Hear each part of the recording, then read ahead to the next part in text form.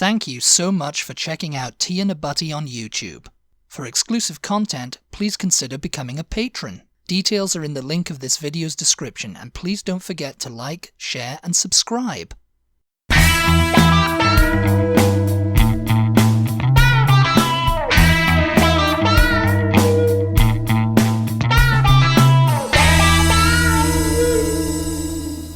Hello, and welcome to the Tea and a Butty podcast. I'm Dominic. And I'm Erica.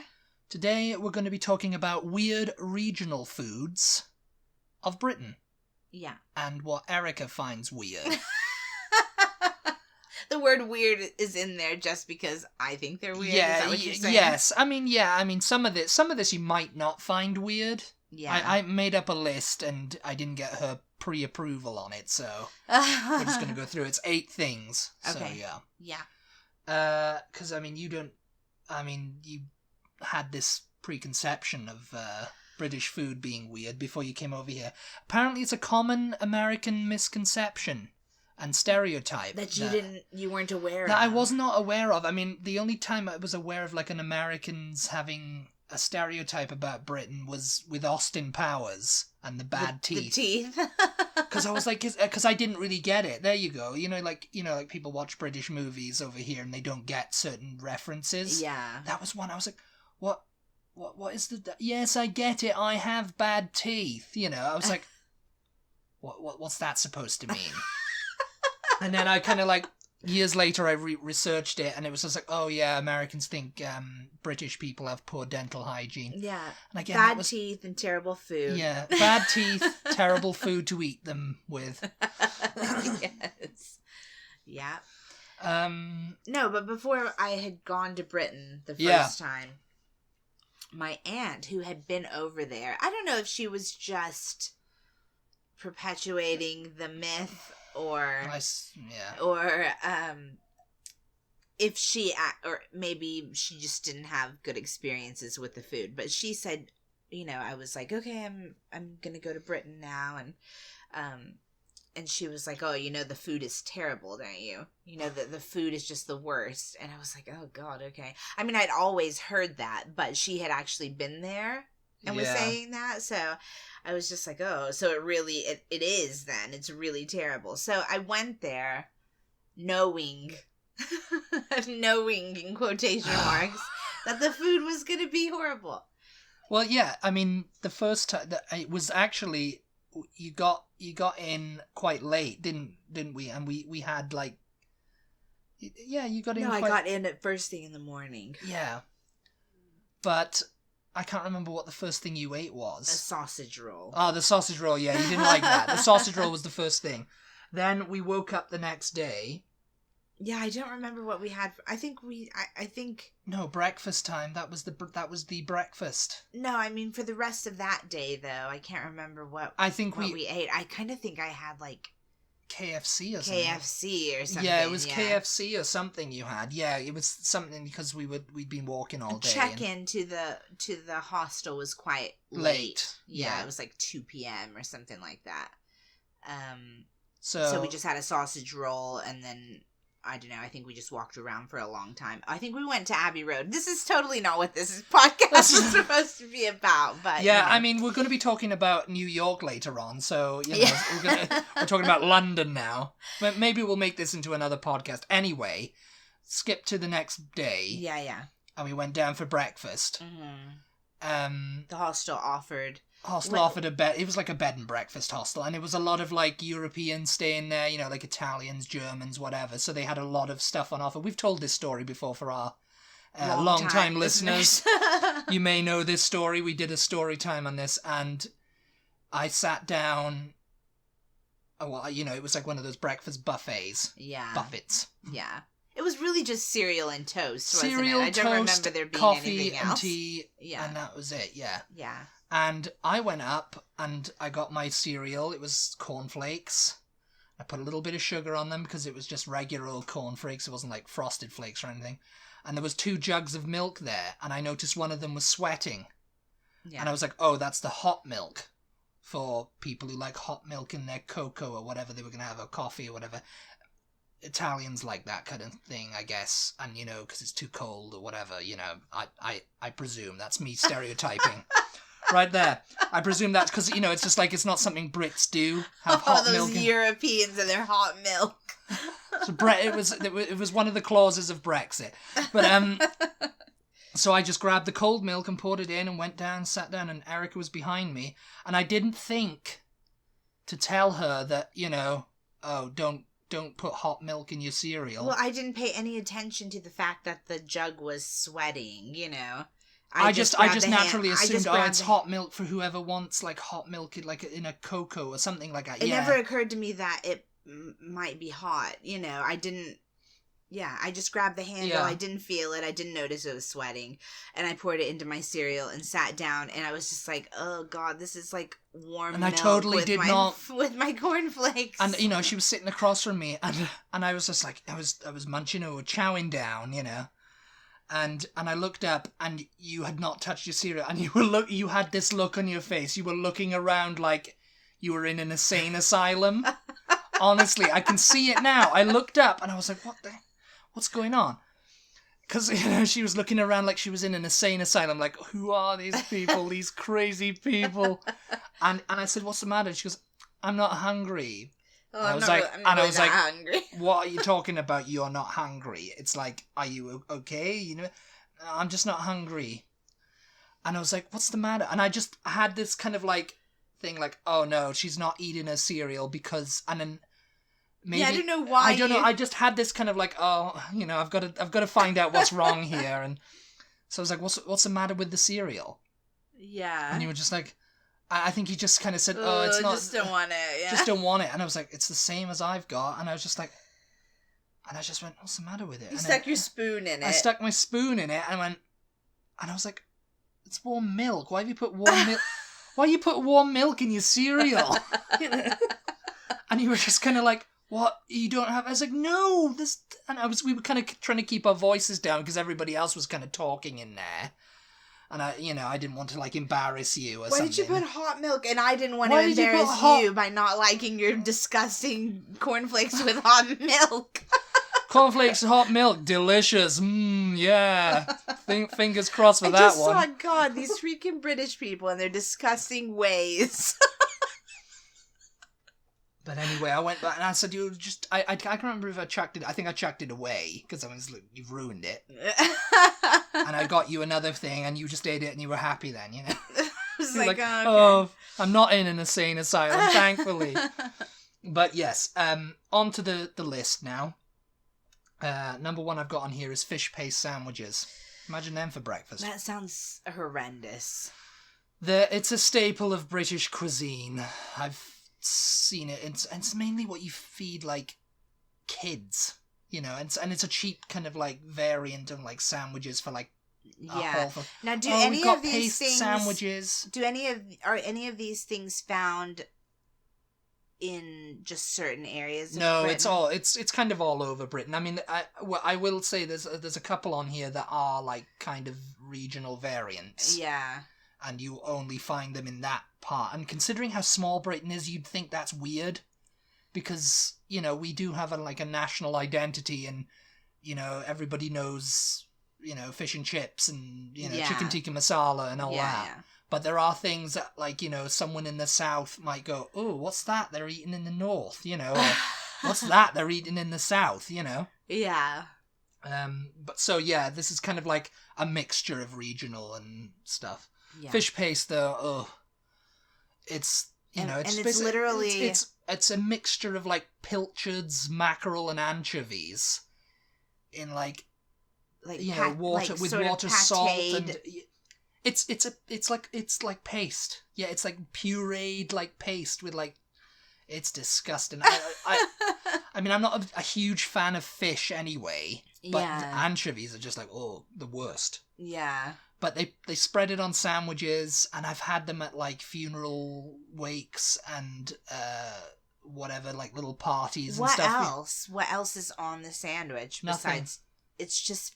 Sometimes you can put... See, that's another thing British people do. They They just put something on a sandwich and there's just nothing else on it. Like, no, sometimes you can have, I think some people say, oh, it can be used as an accompaniment to like a tomato or, cheese or something like that, fish with tomatoes? I mean, because they make like a tomato paste as well.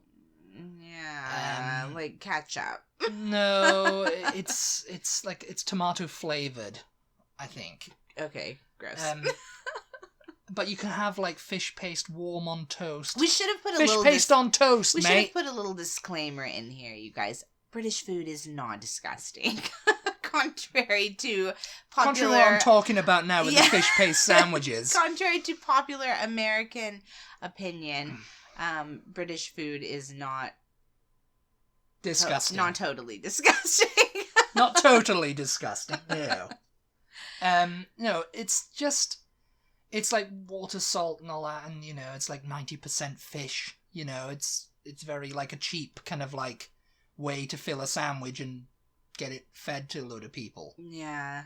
And, it's like snacks, and like people have it on crackers. Like you have tuna. Like a pate. Like, it's like a pate, yeah, but it's not really like a pate because it's more liquidy. I hate pate, by the way. Yeah, I mean, I've had fish paste sandwiches. And yeah, ugh, no. Yeah. Number 2, now this is more up your alley. Yeah. A jacket potato. I mean, jacket potatoes, obviously, we do in America. Yeah, you call it a baked potato. Yeah, we just don't call them jacket potatoes. We call them you're a baked potato head. I love a baked potato. And Britain does love a good baked or jacket potato because they're everywhere. Okay, but here's the toppings on American baked potatoes. And I mean... depending on who butter you are, and sour cream. Butter and sour cream are the classic, basic toppings. Remember she said that to Gordon Ramsay. Butter and sour cream. You may not like sour cream. You can also have cheese on them. Yeah. Jalapeno in the South we put, or in Texas anyway, we put jalapenos, or you can have candied jalapenos on them. Bacon bits, chives / green onions. Yeah. Sort of the same thing. What else?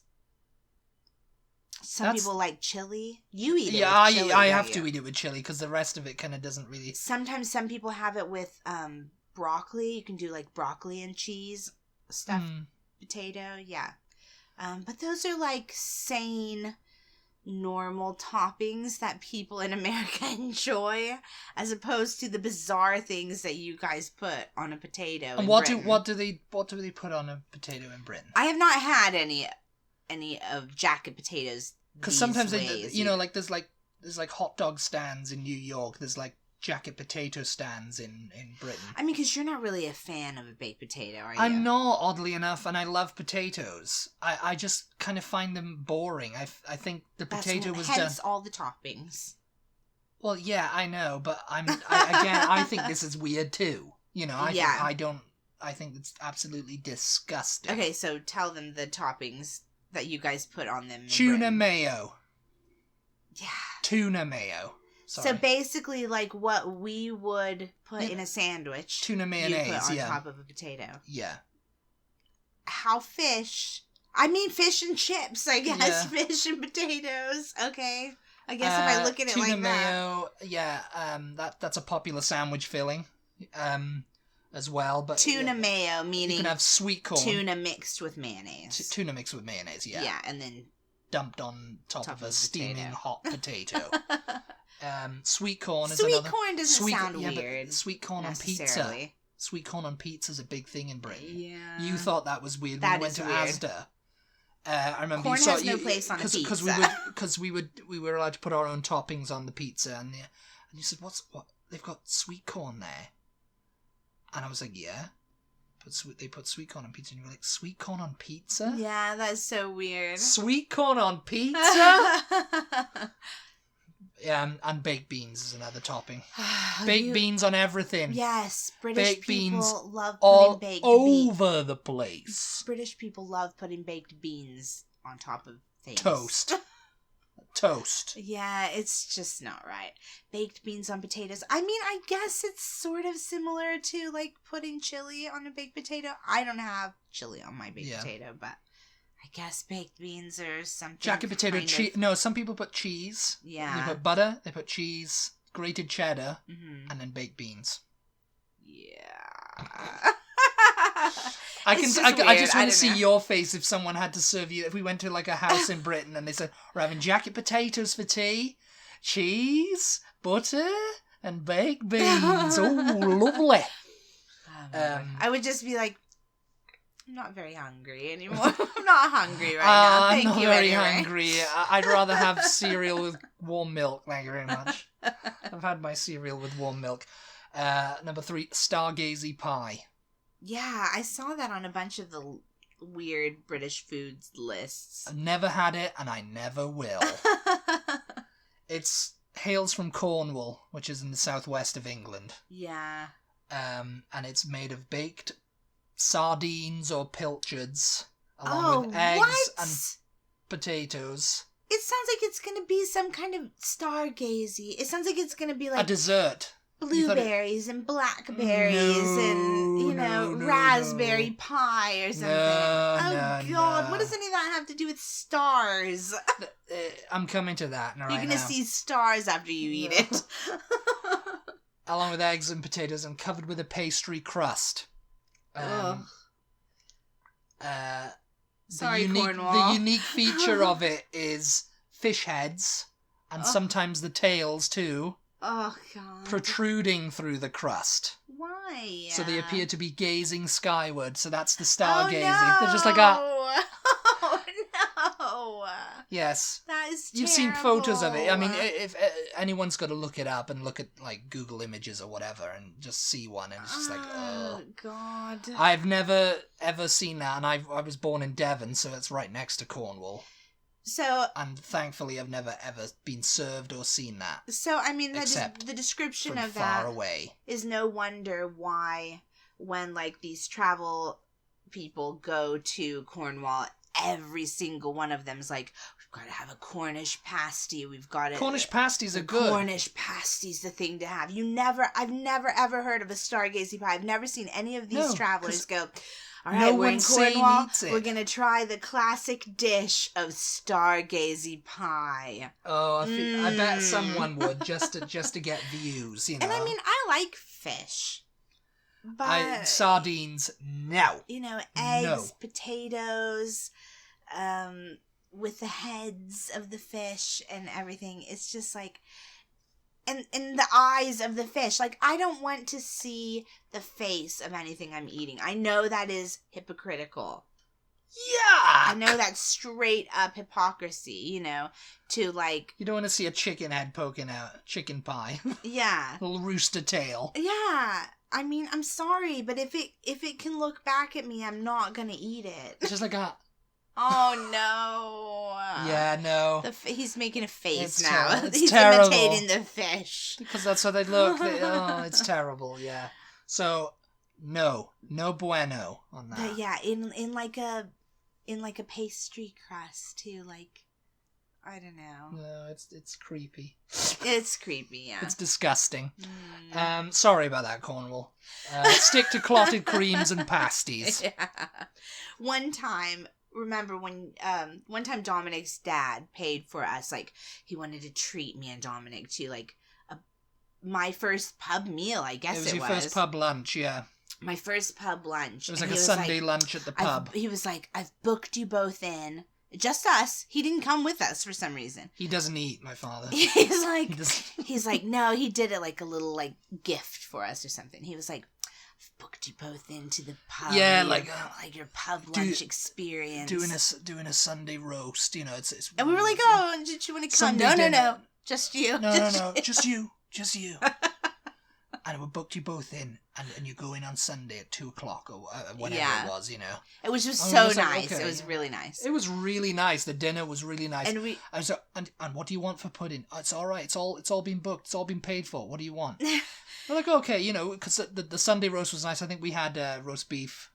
Yeah, the meal was fine. The meal was fine. You know, it was very, you know, pubby. And very grubby.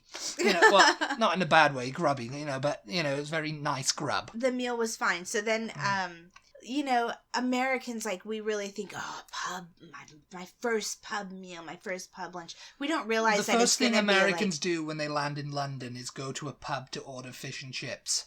Yeah. Yeah, that's a whole other rant. Yeah, that is another rant. But we think, oh, a pub meal, like a pub lunch, a Sunday roast, whatever. You guys, we don't realize as Americans that this is a typical meal that we eat anytime in America.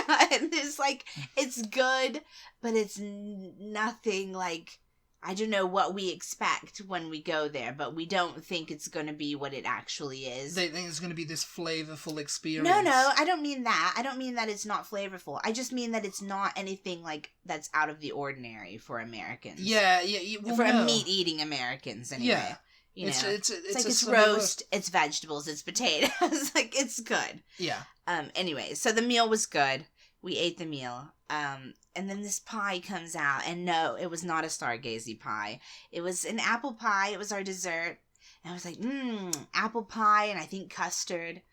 But obviously the pie had either been cooked in a tin that they'd used to roast onions in, or it possibly had onion flavoring in the crust, or something in the pie.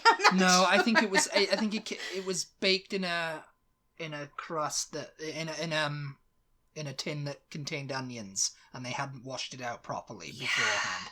Because we were eating with because we had cream with it. It was lovely apple pie, but then I was like, wait a minute, there's an onion flavor I'm getting here. It's like, is this an onion pie? And I was like, what am I eating here? Right? And we both were looking around like it was an insane asylum at that point, you know.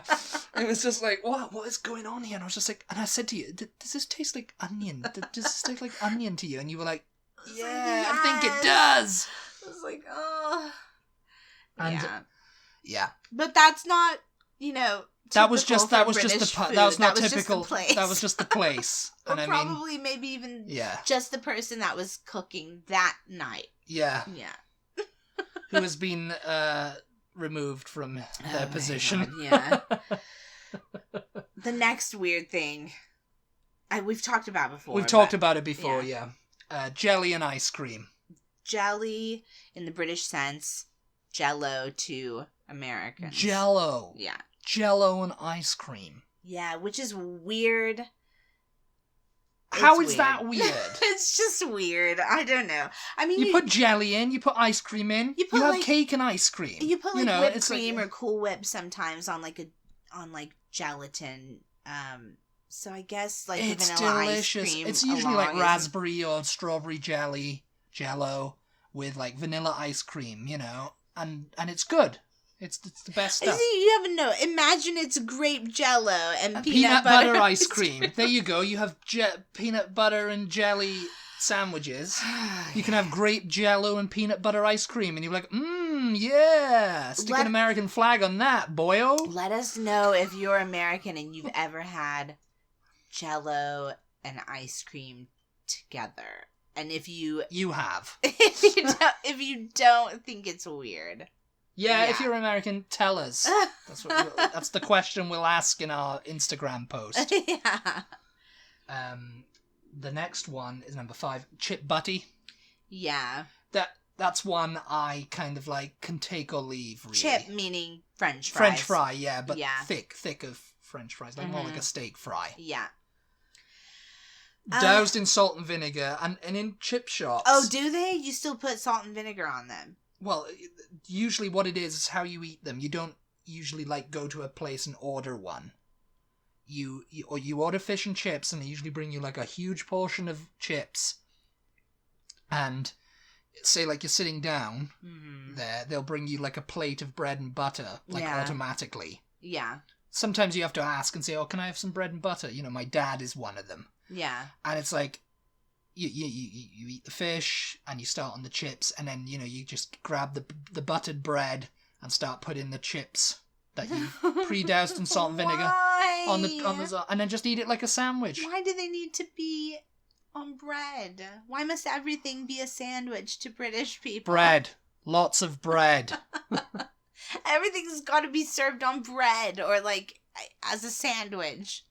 I don't know. You know, I know people who eat sandwiches and they put their potato chips in the sandwich. That's another crisp sandwich, but there's other stuff in the sandwich. It's not just, like, bread and potato chips. That's weird. Why would you put anything else in there? It's meat, it's cheese, it's lettuce, it's tomato, it's whatever. And then you put the crisps in. Oh, just for something crunchy. No. But like eating... Just put the chips in there. French fries between 2 pieces of bread with butter. It's just like, I just have to ask why. Because it's delicious. If you're an American and you've tasted this gastronomical delight, please tell us. Oh my God. So is that regional around Britain, or is that something that's like nationwide? I think even in Ireland they do it. Yeah. Irish listeners, tell us. Yeah. Do you put chips in a butty? In a sandwich between 2 pieces of bread? Yeah. Lovely. Number 6, another fish and chip shop staple is Saveloy. Which is... It's basically a bright red boiled sausage. Okay. It's kind of like a kielbasa. It looks like a kielbasa. It's quite long. Yeah. You get them? Mm-hmm. But they're usually like these bright red things, and you know people go, "Oh, love a Saveloy and sausage." But usually the more popular one is a battered Saveloy. Yeah. And you know they just batter it, and it just comes out. Now, are they spicy at all? They're supposedly highly seasoned, but I think it's kind of like hit or miss wherever you go, really. Okay. In the Texas Panhandle, and I don't know if these gas stations, I don't know how widespread they are, but yeah. I've only really seen them up like North Texas, Texas Panhandle, probably up into Oklahoma. Let us know if you guys have Allsup's gas stations where you live. Because I don't know, you know, I haven't looked them up on a map to see all their locations. Yeah. But I've never seen them down here in Central Texas.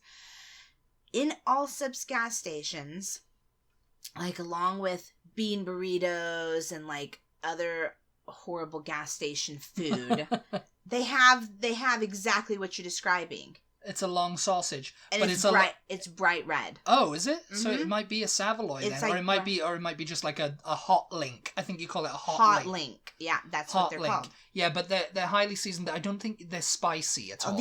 They're supposed to be spicy. They're not that spicy. Yeah, but I don't think this one is anyway. I've never had a Saveloy. They're bright red. Yeah, they're bright red. They sound exactly the way you're describing them, though. So that's interesting. I mean, you know, that's the same sort of thing then. I mean, I imagine I don't... Let us know if you've ever been to Britain and had a Saveloy, and if you've ever... Oh, it's a hot link. And if you've ever gotten a hot link sausage from Allsup's at the gas station. Let us know if they're the same thing, yeah. Yeah, I mean, they used to be made from pork brains, but now it's like beef, pork, and a rusk and spices. Yeah. Yeah, you know, like I mean, a lot of sausage. You know, that sounds disgusting, but if we're being real, a lot of sausage is just... It's just parts, isn't it? Parts that hot dog weenies that don't look appetizing. They just case it in a sausage. Yeah. There you go, May. Yeah. Number 7 is Manchester eggs. Okay. Those are just eggs that people eat in Manchester. Pretty much, yeah. It's a variation of the Scotch egg, which which you're interested to try. We've talked about that one before. Yeah. But this is obviously found in Manchester. This uses a pickled egg, which is then rolled in black pudding and sausage meat and deep fried. Pickled egg. They lost me at pickled egg. But you like a pickled onion, don't you? I like a pickled onion. That's not the same like thing a as a pickled egg. Yeah. But why don't you like a pickled boiled egg like I don't know. I mean, I've never had it, but it sounds horrendous to me. Yeah. Like the idea of I used to think I didn't like pickles, egg. but I do. Yeah, pickles are delicious. I mean, but I've got to kind of be really in the mood for them, and I only kind of like them on my hamburger. You know, it's like I don't. I can eat them straight out of the jar, just like from them now. You're a pickly head. Yeah, and like a good pickled onion on the side of like a really strong, flavorful cheese. That's so delicious. Cheese. But pickled egg, I've never had one, so I am passing judgment. But it does not sound like it would be something for me. And rolled in black pudding, which is basically sort of like blood sausage, yeah. So, yeah, I mean, it sounds similar to a Scotch egg, but worse. Manchester people listening, let us know. They're going to say that it's better than the regular Scotch egg, aren't they? Probably. Manchester egg. Let us know. If you've ever had a Manchester egg and a Scotch egg, let us know which one's different. You're going to be letting us know a bunch of things from this podcast, so, Yeah. Number 8 is the final one is a Parmo, or a Teesside Parmesan, which is originated in Middlesbrough, which is they call Teesside. And where is Middlesbrough? It's up Waiman. It's up on the northeast. Waiman. Yeah, that's how I say to Erica where things are. You know, it's like, oh, where is he from? Waiman. You know, because it's like Waiman from Geordieland. You know, Geordieland up in the northeast. I call it Waiman, even though it's, you know, it's like the whole area. You know. Teesside and Tyneside and, you know, all them. Okay, yeah. It's a popular takeaway food, and it consists of a breaded cutlet of chicken or pork topped with white bechamel sauce and cheese. So it's kind of like a chicken parmesan. That sounds fabulous. Usually cheddar cheese. Okay. And it was invented, and, you know, it's served with chips. You know, it's everything's served with chips. Of course it is. And apparently it was invented by a US Army chef. Oh, yeah. Who was wounded in France during World War II, and he was brought to the UK to convalesce. Yeah. And he moved to Middlesbrough and opened the American Grill, because, you know... Because he has to. Yeah, he has to. And in 1958, he invented the Parmo, and that's what they call it, the Parmo. Parmo, man! There's no... man? There's no Parmesan. Get yourself a Parmo!